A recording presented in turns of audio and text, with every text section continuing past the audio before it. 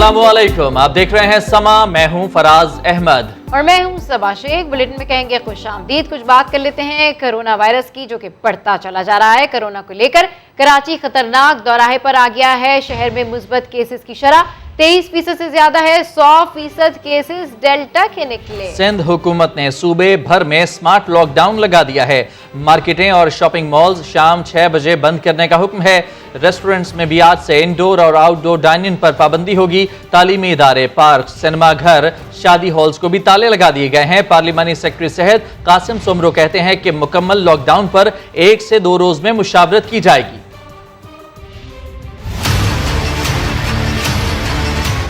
भारतीय variant delta ने खतरे की घंटी बजा दी।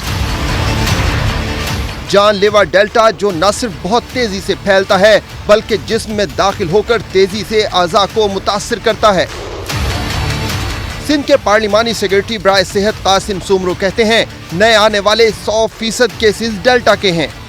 100% इस वक्त आपके पास भारतीय वेरिएंट है, डोमिनेंट है। आपकी मोरल जितने केसेस सीक्वेंसिंग जांच भी हो रही है। सिंध हुकूमत मुकम्मल लॉकडाउन की तरफ जाने का सोच रही है। प्रोबेबली कल या परसों हम दोबारा से इस पे बैठेंगे और हम दोबारा वही बातें जो आपका मशवरा है कि हम इस मशवरे पर दोबारा कल रिव्यू करेंगे। कराची में कोरोना वायरस के केसेस मस्बत आने की शरह में खतरनाक हद तक इजाफा देखने में आ रहा है। यही वजह है कि सिंध हुकूमत ने आज से कारोबारी औकात शाम 6 बजे तक महदूद कर दिए हैं। मुकम्मल लॉकडाउन की बाज़गश्त भी सुनाई दे रही है, जिसके लिए जल्द मुशावरत होगी। कराची के जिला वस्ती में कोरोना के 111 नए केसेस आने पर 2 हफ्ते के लिए माइक्रो स्मार्ट लॉकडाउन लगा दिया गया है। लियाकताबाद, नाज़माबाद, नॉर्थ कराची और गुलबर्ग की कुछ यूसेज में हॉट स्पॉट को सील कर दिया गया है। इज्तिमात पर भी मुकम्मल पाबंदी आयद कर दी गई है। तो सिंध में आज से कारोबारी औकात शाम 6 बजे तक महदूद कर दिए गए हैं। आज लॉकडाउन पर अमल दरामद किया जाना है। बाजारों में इस वक्त क्या सूरत हाल है, जानते हैं समा के नुमाइंदे खुर्शीद आलम से। जी खुर्शीद आलम, जिस तरीके से अब SOPs के लिए कहा गया है, तो हम तो देख रहे हैं कि आप जिस जगह मौजूद हैं वहाँ पर तो शॉप्स खुली हैं। क्या सूरत हाल है, क्या कहना है इन दुकानदारों का? जी बिल्कुल, दुकानदार तो कहते हैं कि हम दुकानें बंद करेंगे, लेकिन जाहिर है कि उसमें कुछ वक्त लगता है। लेकिन इस वक्त हैदरी मार्केट में मैं मौजूद हूँ, नॉर्थ नाज़िमाबाद में, जहाँ पर आप देख सकते हैं कि वेंडर्स हों या शॉपकीपर्स हों, उनकी दुकानें खुली हैं। और दिलचस्प बात यह है कि शायद कौम भी डंडे की ज़बान समझती है कि पुलिस की मोबाइल आई है और उसके बाद वो इशारा कर रहे हैं कि दुकानें बंद की जाएं। पुलिस वाले बार बार इशारा कर रहे हैं वेंडर्स को, तमाम दुकानदारों को। यहाँ पर बहुत बड़ी तादाद में लोग मौजूद हैं और कुछ लोग जाना शुरू हैं। लेकिन देखें कि अब उस स्टॉल होल्डर ने अपना सामान समेटना शुरू किया है। कुछ लोग वापसी के लिए अपनी कदम बढ़ा रहे हैं, लेकिन ज़्यादातर लोग बहुत ऐसे नज़र आएंगे जो बहुत इजी अंदाज में यहाँ पर मौजूद हैं। और सबसे अहम तरीन बात यह कि ये 2000 से ज़ायद यहाँ पे दुकानें हैं, 3 बड़े शॉपिंग मॉल हैं।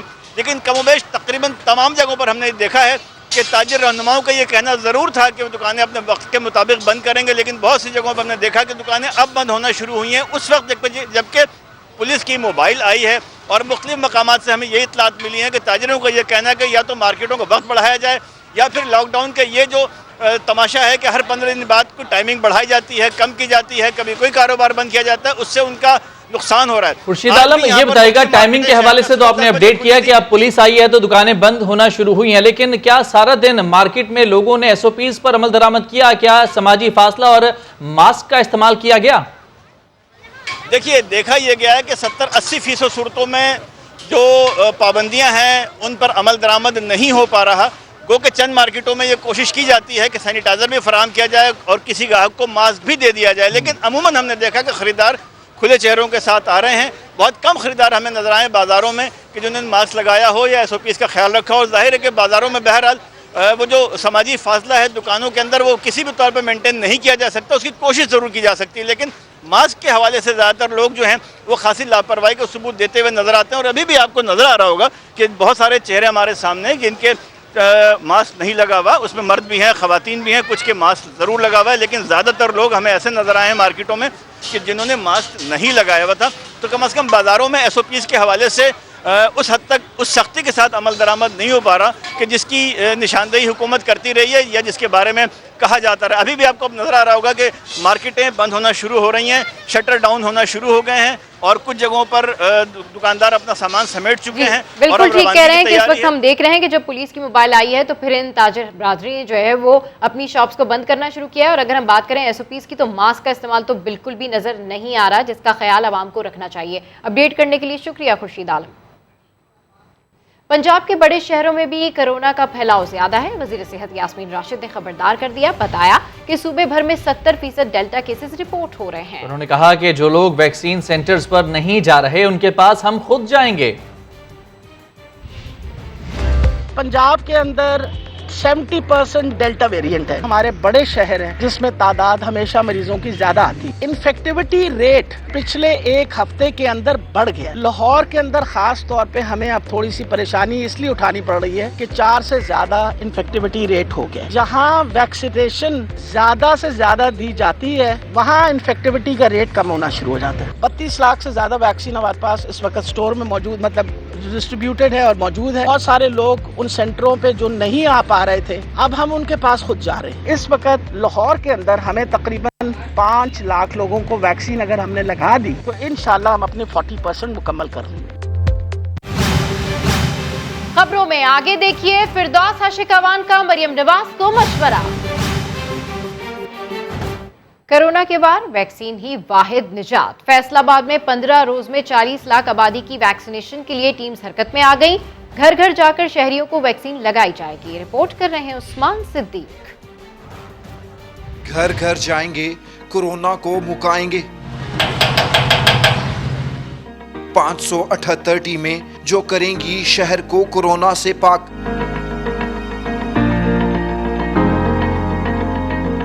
फैसलाबाद में 15 रोजा वैक्सीन मुहिम शुरू हुई तो कमिश्नर, डिप्टी कमिश्नर समेत अफसरशाही भी गली मोहल्लों में पहुंच गई। जिला इंतजामिया के मुताबिक 40 लाख आबादी की घर घर जाके कोरोना वैक्सीन की जाएगी। पर यूनियन काउंसिल 2 टीमें हमारी और 578 टीमें ये बनती हैं और हर टीम को हमने 120 प्लस का टारगेट दिया है यौमिया। प्रैक्टिकली हमारा डेली टारगेट 60,000 का है। टीमें गलियों में पहुंची तो लोग धड़ाधड़ वैक्सीन करवाने लगे। मैं तो सबको यही कहूँगी कि इंजेक्शन लगवाएं, ये अपने लिए, अपनी कौम के लिए, क्योंकि ये इतनी बड़ी बीमारी है। अगर हम टीके लगवाएंगे तो हमारी सेहत भी बची रहेगी, हमारा मुल्क भी बचा रहेगा। शहर भर में कायम सेंटर्स पर 7 लाख से ज्यादा शहरियों की वैक्सीन की जा चुकी है, जबकि जिला इंतजामिया की जानिब से रेस्टोरेंट्स, शॉपिंग मॉल और बस अड्डों पर भी कोरोना वैक्सीन डेस्क कायम कर दिए गए हैं। कैमरामैन कदीरुर रहमान के साथ उस्मान सदीक, समा, फैसलाबाद। तो कराची वालों को कोरोना से बचाने के लिए इकदाम जारी हैं। DC सेंट्रल के दफ्तर में बगैर वैक्सीन सर्टिफिकेट के दाखिले पर पाबंदी आयद कर दी गई है। मजीद बता रहे हैं समा के नुमाइंदे मोहम्मद अली हफीज हमारे साथ मौजूद हैं। अली हफीज बताएगा, वैक्सीन नहीं तो फिर दाखिला भी नहीं?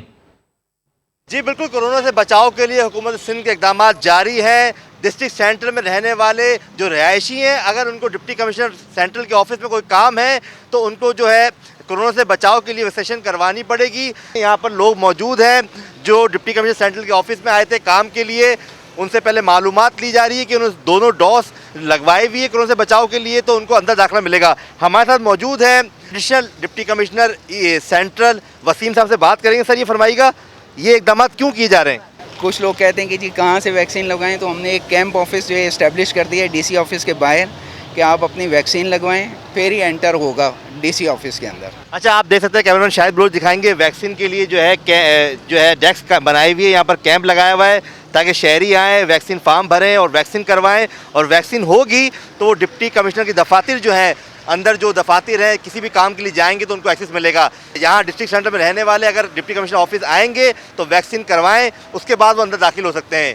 जी ठीक है अली हफीज, अपडेट करने के लिए शुक्रिया। और अभी आपको बताएं कि पाकिस्तानी कोपहमा अली सतपारा और 2 गैर मुल्की कोपहमाओं की गुमशुदगी का मामला K2 बेस कैंप 4 के करीब से 2 लाशें मिली हैं जिनकी शनाख्त नहीं हो सकी है। मजीद तफसीलात जानते हैं, समा के नुमाइंदे अब्बास शबीर हमारे साथ मौजूद हैं। अब्बास शबीर, बड़ी खबर है, क्या तफसीलात हैं इस मामले के हवाले से? किस तरह से शनाख्त का ये प्रोसेस किया जा रहा है इस वक्त? देखिए, अली सतपारा और सनोरी K2 फरवरी 2021 में समिट करने गए थे, जिसके बाद ये इत्तला मिली थी कि ये समिट नहीं कर सके और जहाँ भाग हो गए। उसके बाद आज ये बताया गया है कि 2 लाशें जो है वो मिली हैं K2 बेस कैंप 4 के करीब। डेड बॉडीज हैं जिनकी अभी तक शनाख्त नहीं हो सकी। साजिद सतपारा इसकी शनाख्त के लिए गए हैं। ये तवक्को की जा रही है कि शायद ये वही 2 लाशें हो जो समिट के अंदर फरवरी 2021 में लापता हुए थे लोग। दोनों डेड बॉडीज एक दूसरे से काफी फासले पर मिली हैं। 5-6 फरवरी की दरमियानी शब ये अली सतपारा और जॉन स्नोरी इस इलाके से लापता हुए थे। अभी तक डेड बॉडी की शनाख्त दोनों की नहीं हो सकी, ताहम जो फैमिली मेंबर्स हैं और जो दीगर इदारे हैं वो डेड बॉडीज की शनाख्त के अंदर मसरूफ हैं। बिल्कुल, आप हमारे साथ मौजूद रहिए। आपको बताएं कि पाकिस्तानी कोपहमा अली सतपारा और 2 गैर मुल्की कोपहमाओं की गुमशुदगी का ये मामला है। K2 बेस कैंप 4 के करीब से ये 2 लाशें मिली हैं जिनकी शनाख्त अभी नहीं हो सकी है। आपको बताएं कि ऐसा भी कहा जा रहा है कि हो सकता है ये डेड बॉडीज़ कोपहमा मोहम्मद अली सतपारा और जॉन स्नोरी की हों। दोनों डेड बॉडीज़ एक दूसरे से काफ़ी फासले पर मिली हैं। 5 और 6 फरवरी की दरमियानी शब अली सतपारा और जॉन स्नोरी लापता हुए थे। अब्बास शबीर, ये बता दीजिएगा कि कुछ दिन पहले अली सतपारा के जो साहबजादे हैं वो दोबारा से K2 सर करने की मुहिम का आगाज़ करने का उन्होंने कहा था, उसके हवाले से क्या अपडेट है और क्या ये वही टीम है जिनको ये लाशें मिली हैं, जिनको ये बॉडीज़ मिली हैं, और जब ये कंफर्मेशन हो जाएगी तो उसके बाद फिर क्या प्रोसेस होगा, ये भी बता दीजिएगा। देखिए, आर्मी के हेलीकॉप्टर जो है वो रेस्क्यू करेंगे इन दोनों लाशों को, और जो हमारे ज़राए हैं वो बता रहे हैं कि उनका बेटा जब तक इस चीज़ को कंफर्म नहीं करेगा कि ये लाश उनके वालिद की है तब तक ये शनाख्त का अमल मुकम्मल नहीं हो सकता, क्योंकि फरवरी 2021 से अब तक तकरीबन 5 से 5.5 माह हो गए ये जो दोनों लाशें थी ये वहाँ पर थी। तो इसलिए अभी सिर्फ कुछ आसार मिले हैं पीक्स के ऊपर कि 2 डेड बॉडीज हैं, लेकिन दोनों डेड बॉडीज जो हैं वो कुछ फासले के ऊपर हैं। कुछ ज़राए ऐसा भी बताते हैं कि ये जो प्रोसेस है इस वक्त शनाख्त का ये जारी है। जो ही शनाख्त होगी कंफर्मेशन कर दी जाएगी, लेकिन ज़्यादा तवक्कुआत हैं कि ये वही डेड बॉडीज हैं जो कि K2 समिट के दौरान अली सतपारा तवक्को यही की जा रही है कि मुमकिना तौर पर ये अली सतपारा और उनके साथ ही जॉन स्नोरी की लाशें हो सकती हैं, उनके साहबजादे शनाख्त करेंगे और इसके अलावा DNA टेस्ट का भी ऑप्शन इस्तेमाल किया जा सकता है। तफसीलात के लिए आपका शुक्रिया अब्बास शबीर। खबरों का सिलसिला आगे बढ़ाएं और आपको बताएं, आज़ाद कश्मीर के इलेक्शन में पाकिस्तान तहरीक इंसाफ ने मैदान मार लिया। मुस्लिम लीग नून हुकूमत बचाने में नाकाम हो गई। गैर सरकारी नताइज के मुताबिक PTI ने 25 सीटें लेकर सादा अक्सरियत हासिल कर ली। पीपल्स पार्टी 11 और नून लीग 6 हल्कों से कामयाब हुई। मुस्लिम कॉन्फ्रेंस और जम्मू कश्मीर पीपल्स पार्टी ने एक नशिस्त हासिल की। LA-16 में फायरिंग के बायस नताइज रोक दिए गए। 4 पोलिंग स्टेशन पर दोबारा पोलिंग होगी।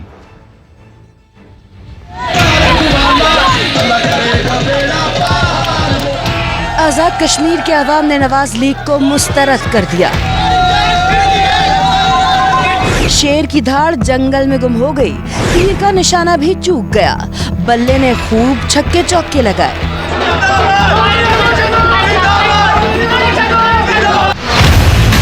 लॉन्ग ऑफ पर उम्दा स्ट्रोक से पासा पलट दिया। आजाद कश्मीर इलेक्शन का मैदान मार लिया। हुकूमत साजी के लिए सादा अक्सरियत हासिल कर ली। गैर सरकारी गैर हतमी नताइज के मुताबिक तहरीक इंसाफ ने 25 नशिस्तों पर कामयाबी के साथ वाज़े बरतरी हासिल की है। लाहौर की दोनों, गुजरावाला की 4 नशिस्तों पर PTI कामयाब हुई। रावलपिंडी की 1 सीट तहरीक इंसाफ और दूसरी पर नून लीग जीत गई।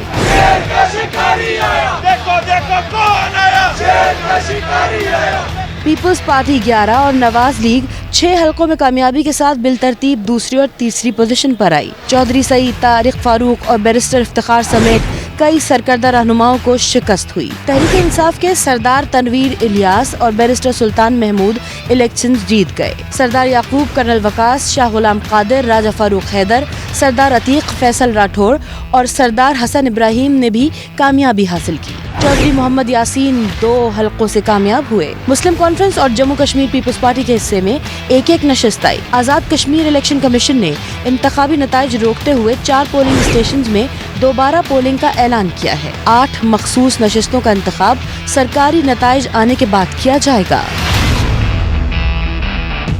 आज़ाद कश्मीर के इंतखाबात में फतह पर वज़ीर आज़म का कश्मीरी अवाम से इज़हार तशक्कुर। एक बार फिर वादा किया कि अक़वाम मुत्तहिदा समेत आलमी फोरम्स पर कश्मीरियों के हक़ में आवाज़ उठाते रहेंगे। बोले बतौर सफ़ीर कश्मीर दुनिया भर में कश्मीर का मुकदमा लड़ता रहूँगा। कहा कश्मीरी अवाम को गुर्बत से निकालने की भरपूर कोशिश करेंगे। आपको बताएं कि आज़ाद कश्मीर के इंतखाबात में फतह पर वज़ीर आज़म का कश्मीरी अवाम से इज़हार तशक्कुर। एक बार फिर वादा किया कि अक़वाम मुत्तहिदा समेत आलमी फोरम्स पर कश्मीरियों के हक़ में आवाज़ उठाते रहेंगे। बोले बतौर सफ़ीर कश्मीर दुनिया भर में कश्मीर का मुकदमा लड़ता रहूँगा। कहा कि कश्मीरी अवाम को गुर्बत से निकालने की भरपूर कोशिश करेंगे। वफाकी वजीर फवाद चौधरी की बात करते हैं, जिनका ये कहना है कि आज़ाद कश्मीर में इतनी भारी अक्सरियत से जीत के बाद धांधली का बयानिया अपनी मौत मर गया। कश्मीरियों ने सिक्योरिटी फोर्सेस के खिलाफ बयानात और हमदुल्ला महब से मुलाकात करने वालों को जवाब दे दिया। पीपल्स पार्टी और नून लीग को चाहिए कि वो बिलावल और मरियम नवाज से इस्तीफा लें। इंतखाबी मुहिम के दौरान खसूसन मुस्लिम लीग नून के कैंप से जिस किस्म की हिंदुस्तान की मदद के हवाले से गुफ्तगू हुई वो बड़ी काबिल शर्म थी।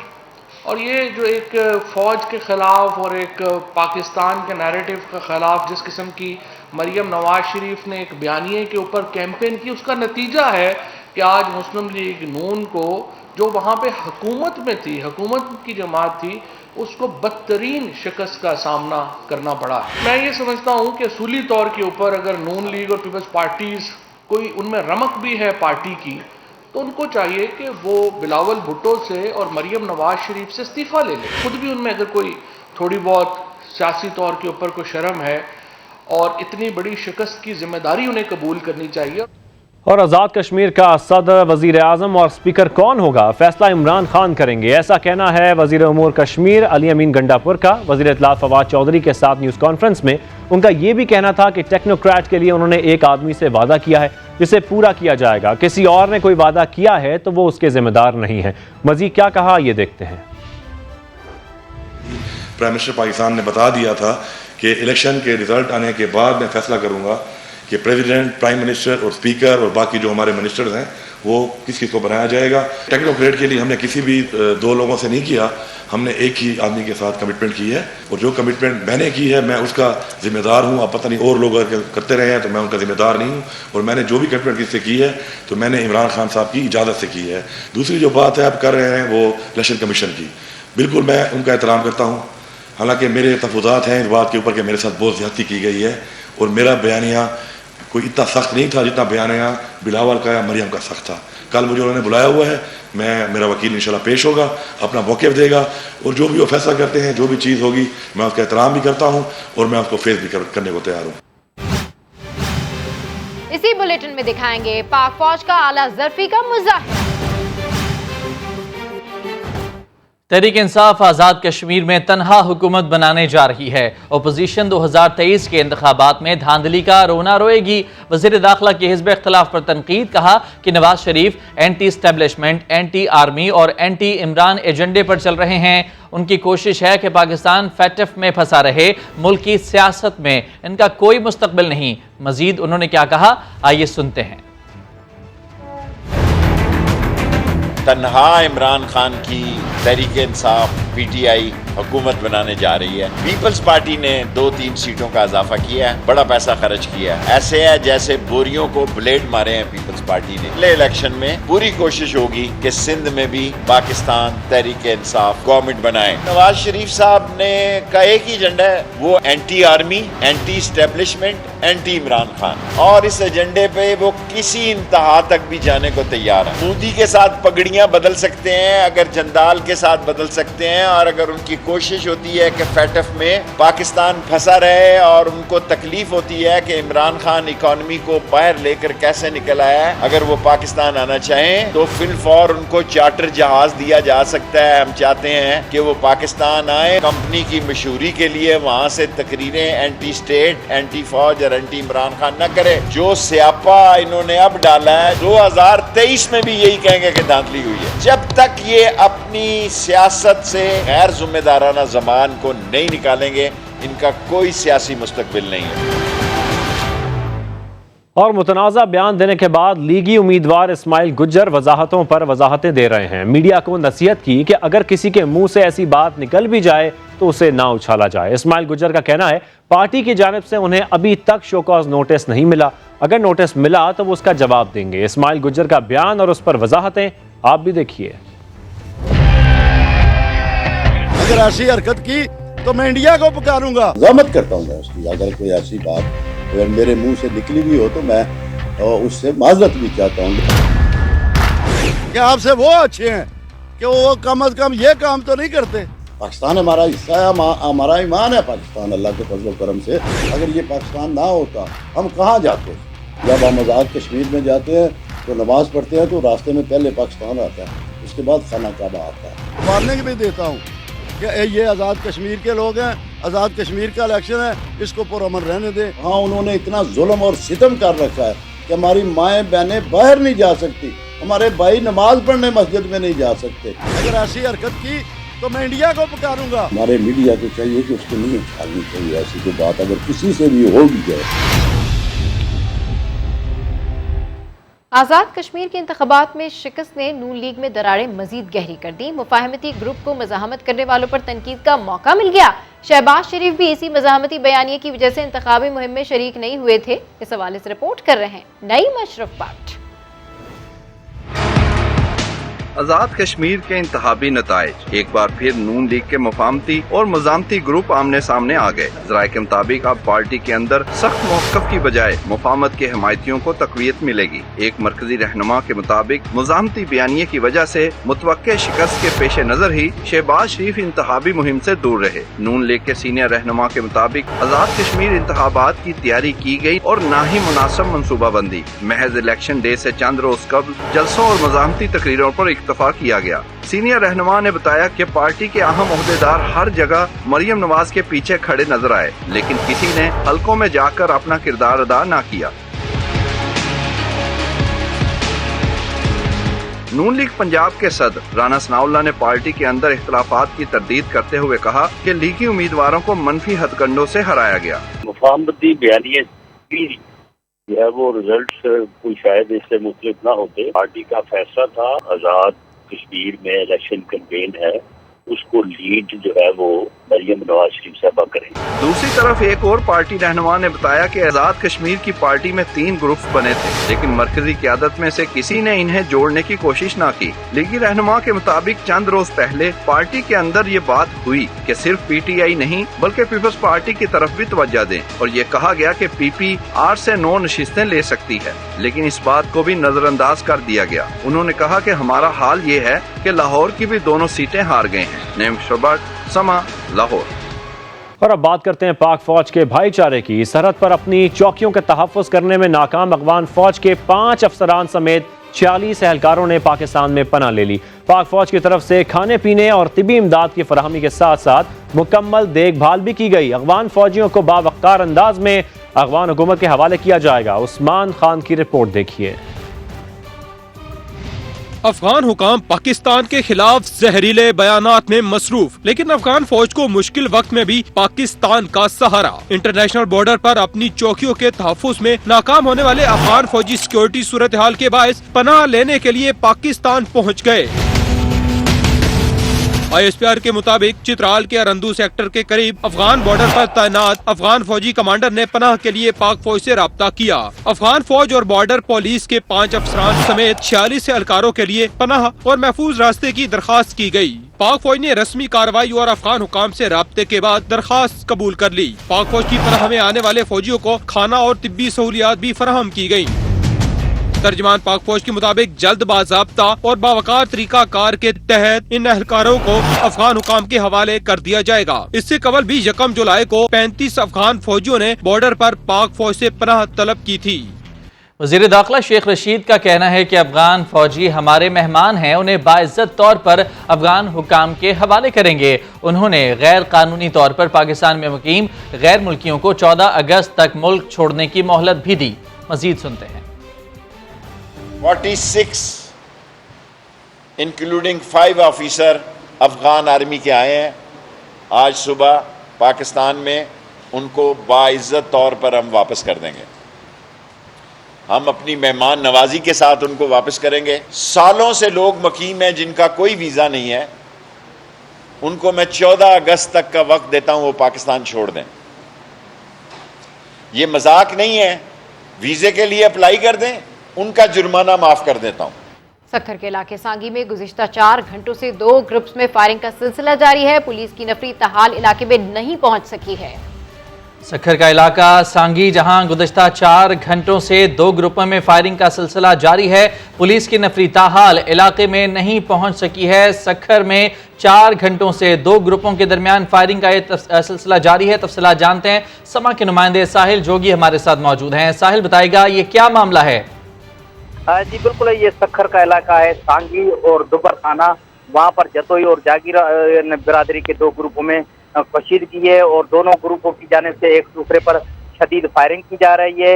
यहाँ तक कि जदीद असले से फायरिंग का सिलसिला जो है 4 घंटों तक जारी है और जो ग्रुप है उन्होंने फायरिंग करते हुए जो जदीद असले की फुटेजेज है वो सोशल मीडिया पर भी वायरल कर दिए।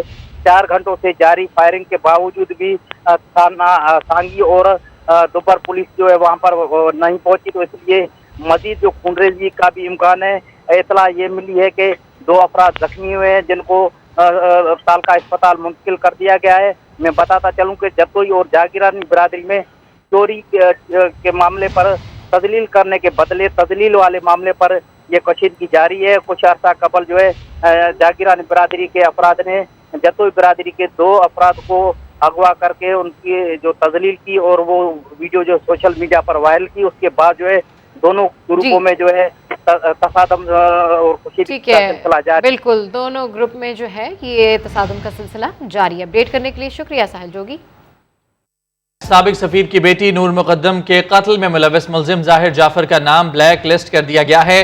वजीर दाखिला शेख रशीद कहते हैं ECL में नाम डालने की मंजूरी वफाकी काबीना से ली जाएगी। मातहत अदालत ने मुल्जिम का मजीद 2 दिन का जिस्मानी रिमांड मंजूर कर लिया। इस हवाले से रिपोर्ट कर रहे हैं नूरुल अमीन दानिश। नूर मुकद्दम कत्ल केस में मरकजी मुल्जिम जाहिर जाफर इस्लामाबाद में ड्यूटी मजिस्ट्रेट के रूबरू पेश। थाना कोहिसार पुलिस की रिमांड में मजीद तौसीक की इस्तदा। मौक़िफ़ इख्तियार किया कि मुल्जिम से मोबाइल रिकवर करना जरूरी है। वकील सफाई ने सख्त मुखालफत की जो किसी काम न आई। अदालत ने मजीद 2 रोज का रिमांड मंजूर कर लिया। मुल्जिम को दोबारा 28 जुलाई को पेश करने का हुक्म। मुतासरा फैमिली के वकील शाह खावर ने मीडिया से गुफ्तगू में कहा, मुकदमे में नई दफात शामिल की गई हैं। एनी शाहिदीन को भी मुल्जिम शुमार किया जाना खुशाइन करार दे दिया। पुलिस ठीक डायरेक्शन में इसको लेके जा रही है और उसमें वो तमाम लोग जो कि इस वाक़े को देख रहे थे और उन्होंने इसको रिपोर्ट नहीं किया, तो ये एक बड़ा इम्पोर्टेंट है कि उनको बजाय गवाह बनाने के उनको उन्होंने मुल्जिम बना दिया। दूसरी जानिब वफाकी वज़ारत दाखिला ने मुल्जिम जाहिर जाफर के बैरून मुल्क फरार का रास्ता भी बंद कर दिया।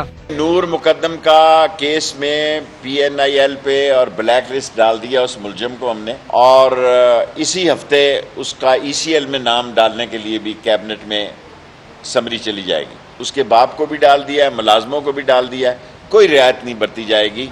इस्तगासा ने ये तवक्को भी जाहिर की है कि पुलिस मुल्जिम से तफ्तीश 2 रोज में मुकम्मल कर लेगी।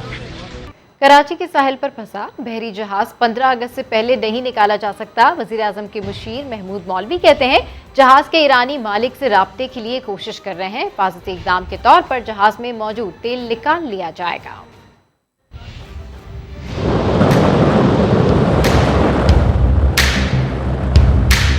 जहाज को निकलने में इस वक्त भी हाई टाइड के ऊपर मेरे ख्याल से अगर ये निकला तो ये 15 तारीख से पहले नहीं निकलेगा। 1.5 मील के ऊपर जब हम उसके ऊपर वो जो रस्सा जिसको बोलते हैं लोहे का डालेंगे वो खींच नहीं सकेगा।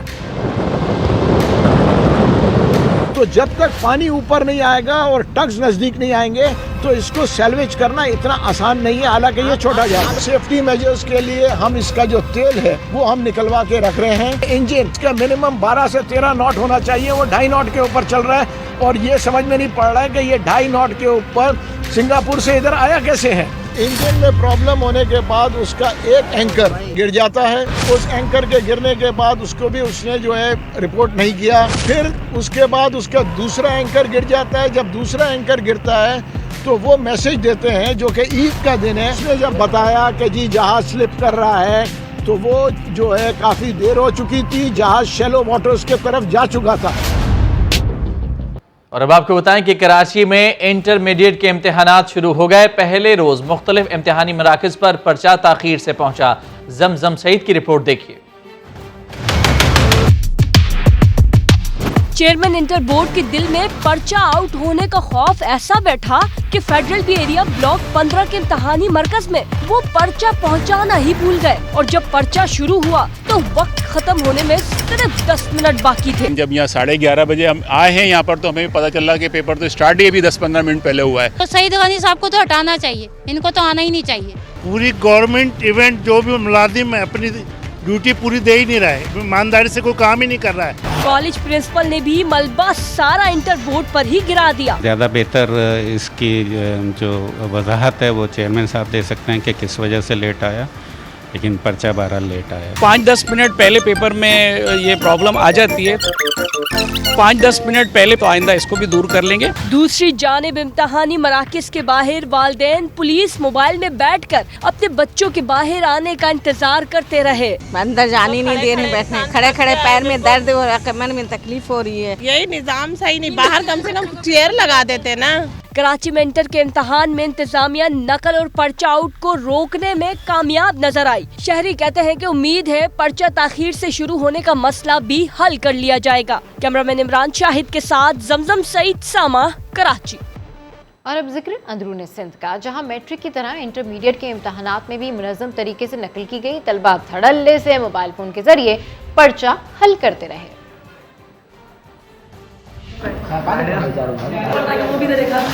इम्तिहान से पहले इम्तिहान, मैट्रिक की तरह इंटरमीडिएट के इम्तिहान में भी इंतजामिया हुई नाकाम। नवाबशाह में पर्चा शुरू होने से आधा घंटा पहले ही आउट हो गया। 16 नंबर जो सेंटर है वो दौड़ का है और 38 नंबर थारूशाह का है। 2 सेंटरों से ये पेपर लीकेज किया हुई है, शिकायतें मौसूल। उसके लिए चेयरमैन साहब जो हमारे फारूक हसन शाह हैं, उन्होंने सख्ती से नोटिस लिया है और इंशाल्लाह इनके खिलाफ सख्त कार्रवाई करेंगे और हो सकता है ये पेपर भी हम दोबारा लिया जाए इन सेंटरों के। पीपल्स पार्टी के गर्ल लाड़काना में तो तलबा ने दिल खोल कर नकल की। तलबा मोबाइल फोन के जरिए पर्चा हल करने में मसरूफ रहे। खुर्शीद शाह के हल्के सक्खर में तो कमाल ही हो गया। नामालूम सहूलतकार गाड़ी में बैठकर फोन पर पर्चा हल कराते रहे। कवरेज करने पर मीडिया वालों से बदतमीजी की, कैमरा छीनने की कोशिश भी की गई।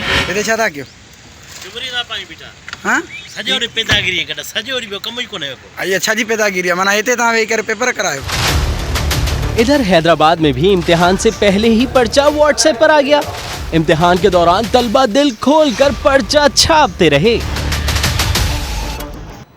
लियारी का इलाका गुल मोहम्मद लैन रांगीवाड़ा मसाइलिस्तान बन गया। शहरी जहांगीर क्या कहते हैं, सुनिए उन्हीं की ज़बानी।